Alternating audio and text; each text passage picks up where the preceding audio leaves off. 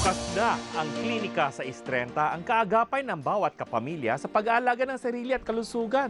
Kung kapos sa budget, kaya hindi makapagpakonsulta, ako ang kakampi niyo, Doc Dennis. Handang tumugon sa inyong mga katanungang medikal. Sleep paralysis. Talaga namang, kasi paralysis, hindi ka makagalaw, di ba? Oo. Talaga naman hindi ko alam kung gumagalaw ba ako habang natutulog. Nananaginip ka, Tita Winnie. Okay. Di ba? Yeah. So, tayo ay nagkakaroon ng mga panaginip sa tinatawag na REM cycle o Rapid Eye Movement. Okay. Dahil sa tulog natin, may dalawang cycle yan eh. Para maging mahimbing, para mabayong-bawi ka sa lakas, sa pagod mo, REM ang kailangan mo. Okay. So, Rapid Eye Movement, REM. How do you achieve that? Wala, basta maganda. Mahimbing Maganda na yung tulog. Oo. Okay. Dito ka, Deep sleep ka, dito ka nananaginip, Okay. dito bagsak, bigay na bigay ang muscles mo. Okay. Relax na relax. Okay. Pati utak mo, nakapagpahinga, relax din. Walang iniisip. Wala, hindi Kahit mo na pinapansin. Kaya maski nasabihin mo nasa giyera.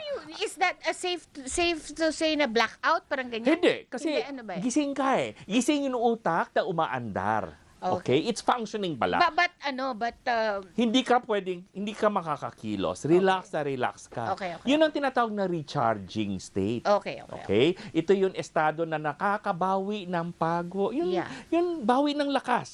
Ginagawa natin. Rejuvenating, no? Dito, nagkakaroon ng panaginip. Siyempre, sa panaginip niya, minsan exciting. Nakikipagbarilan ka, gera, sigawan. Pero hanggang isip lang, tulog ka, nakapagpahinga ka, hindi mo pwedeng gawin o i-perform yung panaginip mo.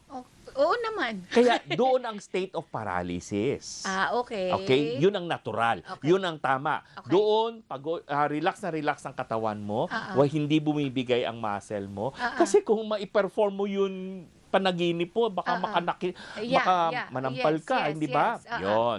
Yun ang... But, sa sleep paralysis, paralyzed pa rin ang katawan mo. Pero ang utak, gising.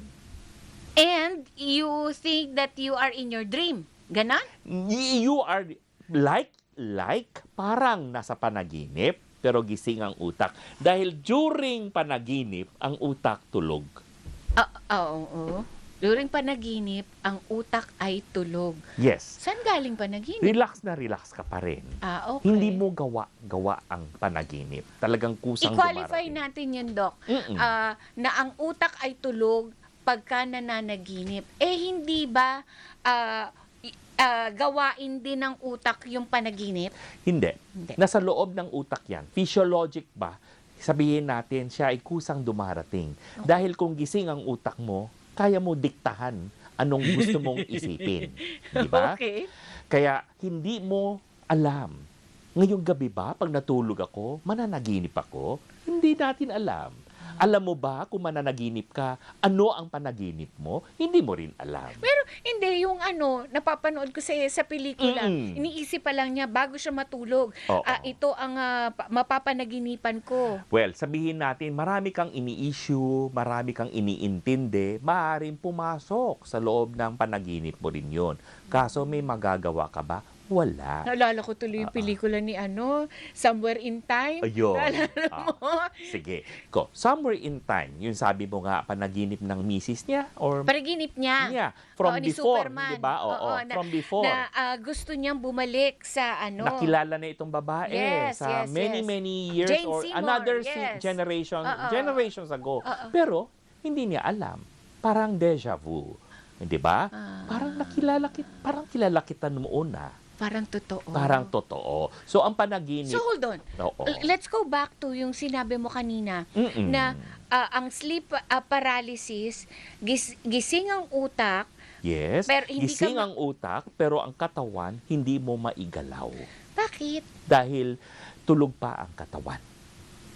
Detach yung katawan sa utak? Parang at that point. Okay. Ito ay usually nangyayari beginning of sleep, nung patulog ka. Okay. And then, pwede rin mangyari yun bago ka magising, towards morning. Kaya extremes yan. Onset, outset, and then pagkalabas mo, pagka gising mo, Sama bago ba yun? magising. Hindi. hindi masama. Pero pinag-uusapan natin ito dahil may mga myth. May mga maling pagkaintindi. May binanggit ka kahapon, Tita Winnie, na nasasapian, may multo, may masamang espiritu. Astral projection. Parang floating ka, out-of-body experience. Hindi po. Hindi po ito. Ito ay isang medical condition, natural na condition nangyayari. Itong sleep paralysis. So, hindi po natin dapat matakot. Dahil yun, sabihin natin, nag-overlap yung realidad sa mga panaginip. Talaga? Oo, yun. Pero, kasi sasabihin ng mga pasyente, Dok, kasi maraming lumalapit sa akin sasabihin na gano'n na, Dok, meron masamang espiritu, nasasapian ako, may multo, nagkakaroon ako ng tinatawag na out-of-body experience, at unang naramdaman niya, nadaganan daw ang dibdib niya. Parang may mabigat na dumadagan sa bibig. Siyempre, bilang isang gastroenterologist, i-refer ko rin siya sa cardiologist para manigurado ako. Siyempre, sa aspeto naman ng gastro o sa gastrointestinal disorder, baka reflux ito, baka heartburn ito. Hindi ko pwedeng baliwalain yung reklamo ng isang pasyente, di ba? Pero, pag nasuri na natin lahat, wala. Okay pala. Ang iba naniniwala ay may sumpa, may kulam. Kaya nagkakaroon ng ibang ginagawa.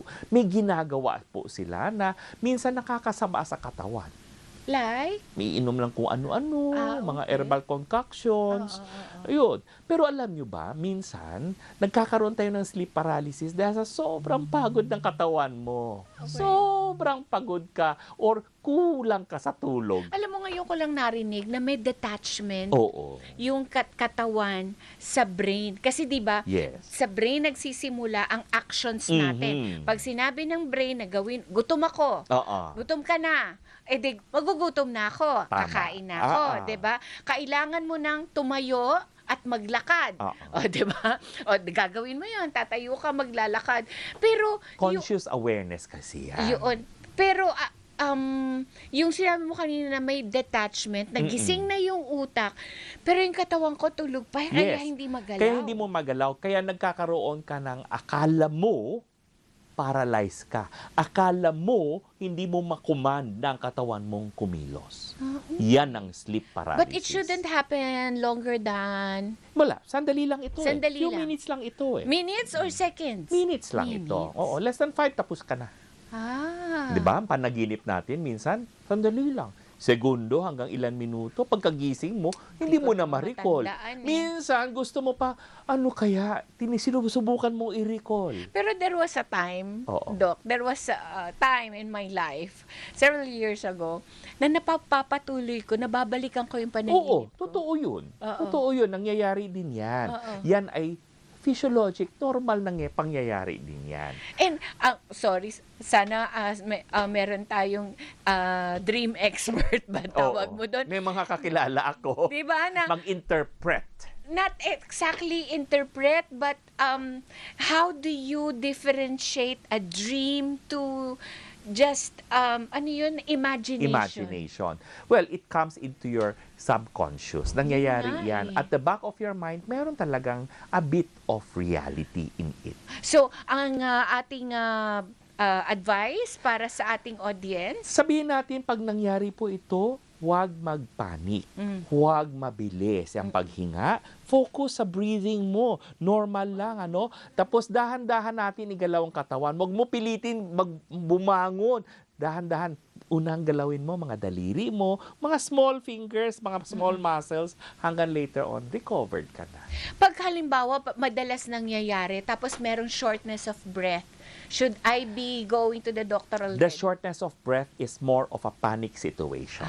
Kaya sabi natin dito, palagi natin ina-advise, focus sa paghinga mo. Inhale, pasok, higop ng hangin, dahan-dahan po ilabas. Huwag yun hyperventilate. Huwag magpanik. Huwag magpanik. Huwag magpanik. Slowly. At alamin natin ano ang mga risk factors. Minsan kasi bali-bali ang putol-putol ang tulog natin, kulang ka sa tulog, o minsan stress at anxious ka. Baka bitin kayo nasa Facebook at TikTok si Doc. Pwede lang gamitin ang ating username at Doc Dennis Official. Mag-follow, mag-like, mag-share para sa ibang mga payong medikal o anumang makabuluhang huntahan na may kinalaman sa kalusugan.